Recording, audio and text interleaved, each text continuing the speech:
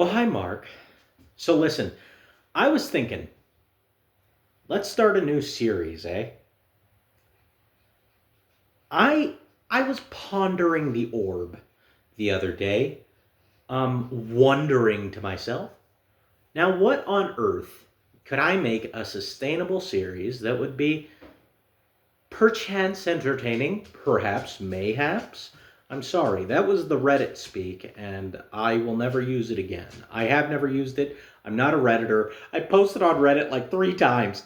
Don't cut my head off. Okay, so what I was thinking is we do a short series of videos, and by short, I mean a rather long series of videos, entitled Every Horror Film I've Ever Seen.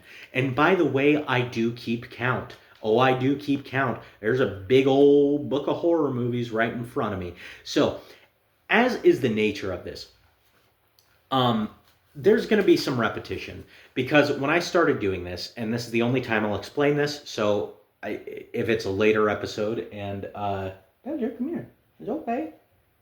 How you doing? Hi, buddy. So if there's a later episode of this, and you're like, "Why is he repeating himself so much?" It's because, like, when you're writing stuff down, sometimes you make relations in your head. So if I do Friday the 13th one, I'm going to think of part two next. You know what I mean? So, Quinny, baby. Go on. Go on. I know. I know.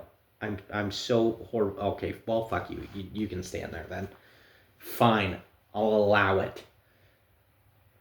Anyway, so yeah, we'll get right into this. Essentially, I'm going to go through 25 of these at a time. I'm going to share brief thoughts, very brief, and maybe even if I remember it, my experience the first time I watched this. It is worth noting this isn't exactly in the order in which I watched these films. It is more or less in a random order. Some of them I did write as I first watched them. The first 300 or so films, though, were just randomly, I just pulled them out of my brain and put them on a page. These are movies that I've seen.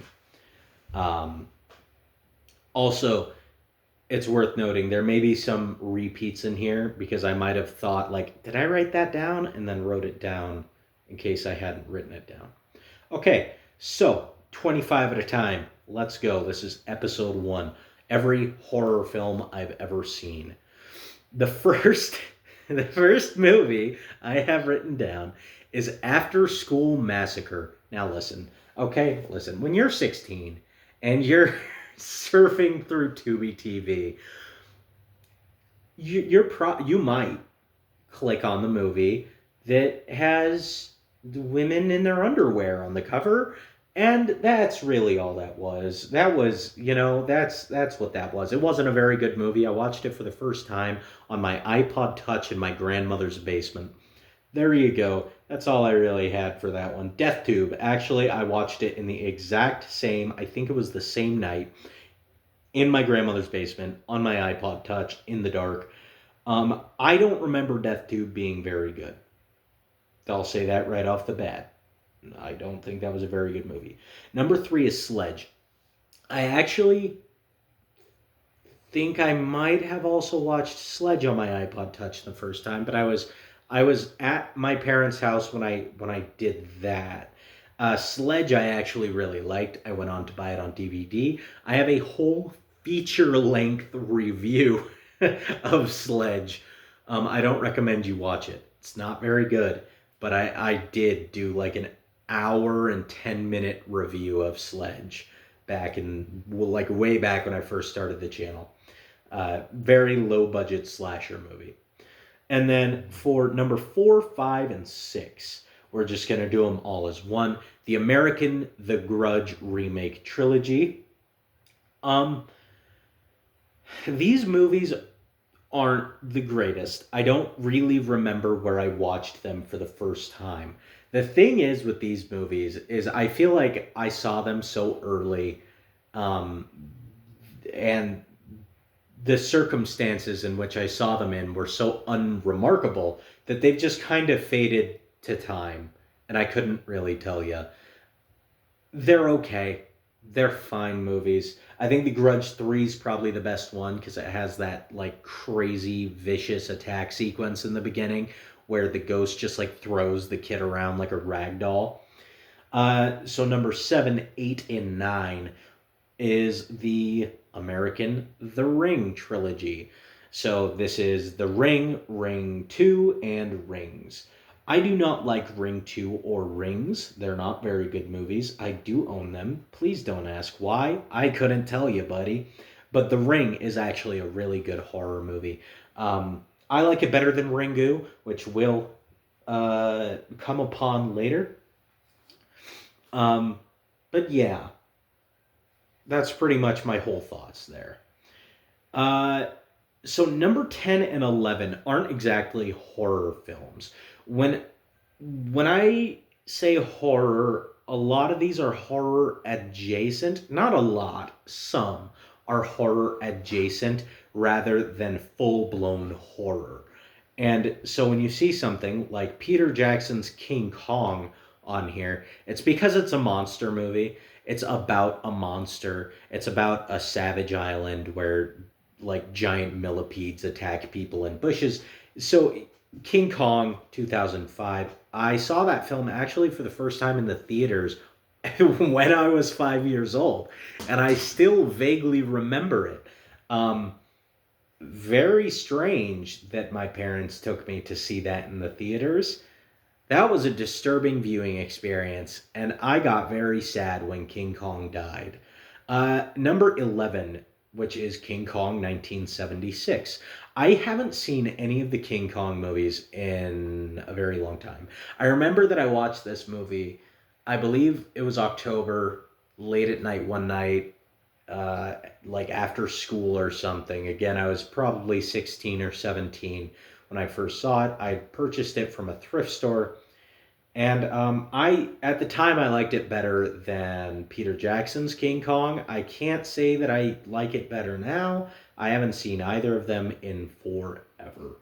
So, um, House on Haunted Hill, 1959, the one with Vincent Price. I don't believe I've actually even seen the remake, but House on Haunted Hill um, is a really fun movie. I like to watch it around. I don't remember the first time I watched it. I will say that. I know what edition it was on. It was this little slimline DVD case, and it was a little two pack of House on Haunted Hill and Don't Look in the Basement. And my mom bought it for me from a dollar store near here. I don't remember what it's called. Uh, Dollars and Deals. That's what the place was called. Dollars and Deals. She bought it like way back in the day for me from that store. It was $1, and or it might have been less than a dollar actually, and like 50 cents. And I watched it. And I do like House on Haunted Hill, but I'll tell you what I like even more than House on Haunted Hill, which is the poster for House on Haunted Hill. Dude, that poster. One of the best posters of all time, bar none. I actually have it hanging up in the hallway down there. I love that poster. It's so Halloweeny and like the movie has nothing to do with Halloween. The poster has nothing to do with Halloween, but it's just the vibes that it gives you. They're beautiful. The bats and the fog and the Vincent Price holding a severed head in a candle and my God, the vat of acid, the big spooky house, the wrought iron gate. Beautiful. It's a beautiful poster. And you're lying if you say otherwise. That's like top five movie posters of all time. And if you disagree, you're simply wrong. I'm kidding. Taste is it's subjective, children. Number 13 is Silent Hill. Um, I don't remember. I might have watched Silent Hill for the first time at a friend's house. I don't remember. Um, so that one you're not going to get much from me on. I like Silent Hill. There's not much more to say there. I haven't played a good majority of the games, so I don't know how faithful of an adaptation it is. I know that Pyramid Head shouldn't be there because Pyramid Head is a manifestation of James Sunderland's guilty conscience. And I know that because I played Silent Hill 2, the remake, and Then I looked it up afterwards because I'm not intelligent enough to get that on my own. Please don't mistake that for anything resembling intelligence. You probably already didn't. It's okay. Number 14 is Shutter. This is the American remake of Shutter. I don't believe I've seen the Japanese version. This is not a good movie. I don't like Shutter. I believe I own it. I own so many of these movies that I don't like. But you know what? Someday I'll rewatch Shutter. I might have got rid of it though. But if I do own it, someday I'll rewatch Shutter and I'll see if it's really worth disliking that much. Number 15 is a movie that absolutely is worth disliking that much. Starring John Bon Jovi. Oh, we're halfway there. Oh, nothing could prepare me for the crippling disappointment that is Cry Wolf. Cry Wolf is so terrible, man. Um, so I believe I watched this film by myself first, and then I watched it with one of my friends who has been my best friend for a long time.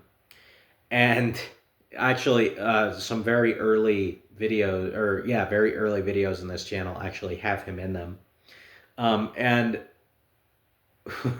we he liked the movie, and that was the moment I knew this guy's standards are lower than mine. That's a really scary concept, and I was absolutely correct to think that. He has horrible opinions sometimes when it comes to movies. If you guys think my opinions are bad, you ought to listen to some of his. Morbius wasn't that bad. Shut up. Yes, it fucking was. Um, yeah, and I just mentioned Cry Wolf actually in 10 horror movies that chapped my cheeks, and it did in fact chap my cheeks. My cheeks needed a whole stick of chapstick when Cry Wolf was done with them. Number 16, The Haunting in Connecticut. Again, that's one of those movies that I think is just like very generic, and it just kind of the memory of it fades into time. Of when I first saw it, it's very cheesy. I do like it though. It's an alright movie. Um, yeah, I like it just fine. Number 17 is Tormented. What's funny is I think I can loosely recall what the film is about. I watched this very late one October night. And it's a movie about, I think it's a ghost woman who is murdered. It's an old film from the 50s. I believe she's murdered. It has something to do with a lighthouse. Brother, I couldn't tell you. Okay, it's been a very long time since I saw Tormented. I remember it being an okay movie though. Number 18, Screaming Skull. That movie was entertaining enough. Again, I watched it like late one October night. I don't really remember much else about it.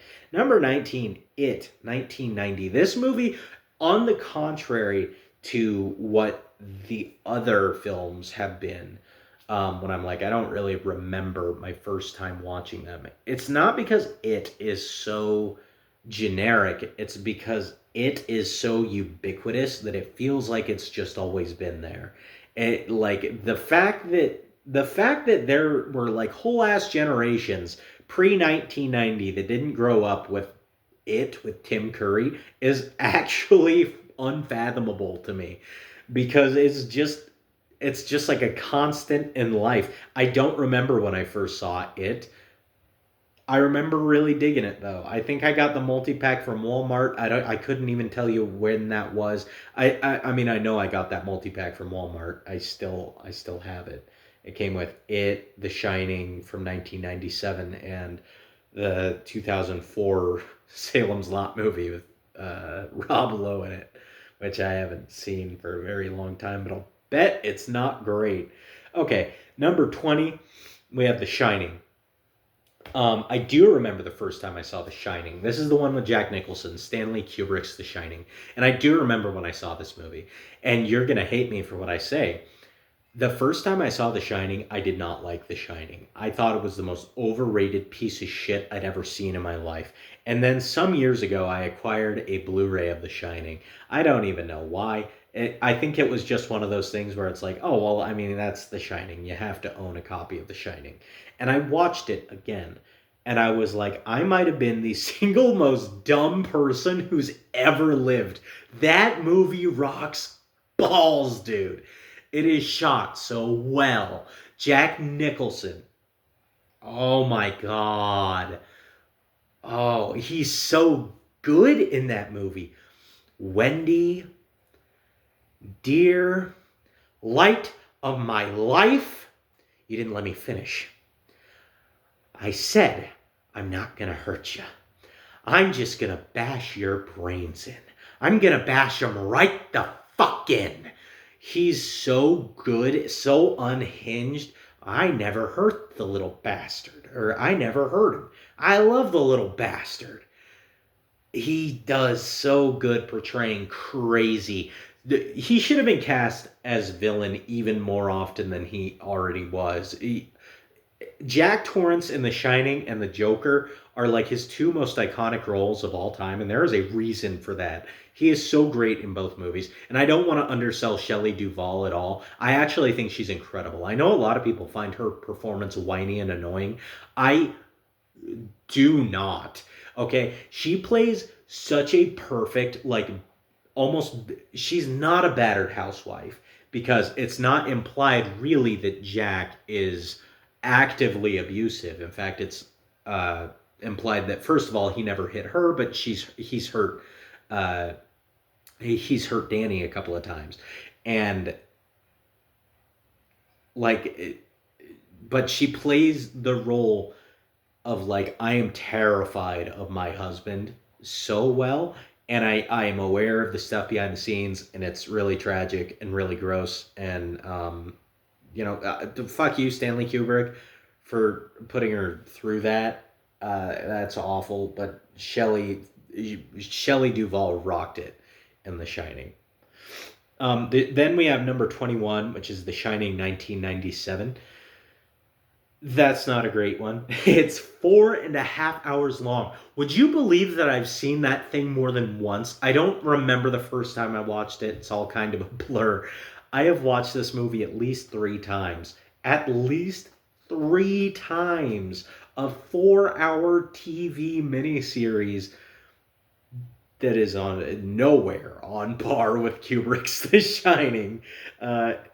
It's not great. That's all I'll say about it. It's not terrible. Like if you were to ask me, will you watch 1997 TV miniseries The Shining ever again?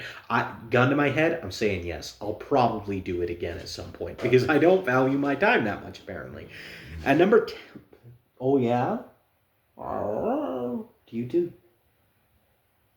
Yeah, you got a stupid little underbite going on, buddy. Yeah, it's dumb. Yeah, you do. You got dumb little underbites. You do. He's like, yeah, say something about it. Fucking fight me, dude.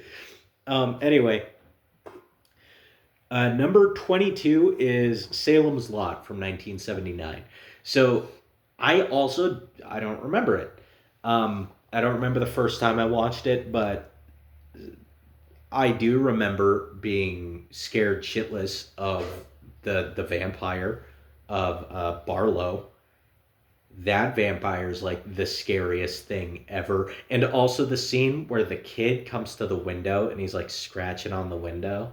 That's creepy as shit. I also read the book back in high school and I really loved the book. I thought it was very scary.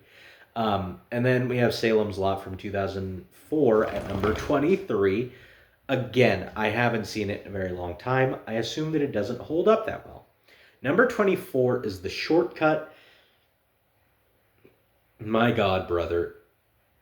I remember so little about The Shortcut, but it has, what's his face?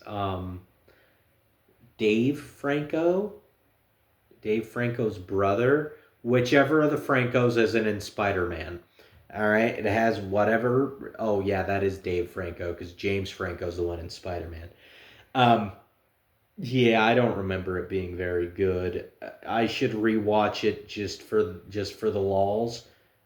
I probably never will, to be honest.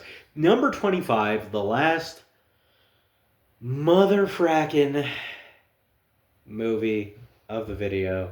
We're ending on a low note. I regret to tell you that, but we are. Number 25 is The Messengers with, glad that can was empty. With Kristen Bell? The chick from Twilight. You know who I'm talking about. Old Spider Monkey. Bella, where the hell you been, Loca? I wouldn't be able to quote that shit, but my fiance loves Twilight. And I hate that she loves Twilight, but here we are. All right? It disappoints me heavily, but it's okay. I still love her. It's just sometimes I wish she had better taste in movies. That's all. That's it. Um, uh, yeah, The Messengers, not a great movie. I don't remember it hardly at all. I will say I probably should rewatch that one because of how little I remember of it. It could be a good movie for all I know. I just do not remember it very well. So that is going to be it for this video. If you guys dug this, come on back for the next video because this is going to be a very long series and I'm doing it whether people watch it or not. Okay, nerds? Okay.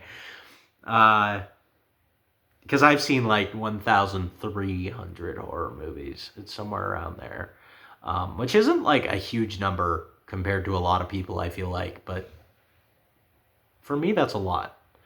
For me, that's a lot. And mind you, I haven't only watched most of those once. I have watched a lot of those movies multiple times. Anyway, I hope to catch you on the next one.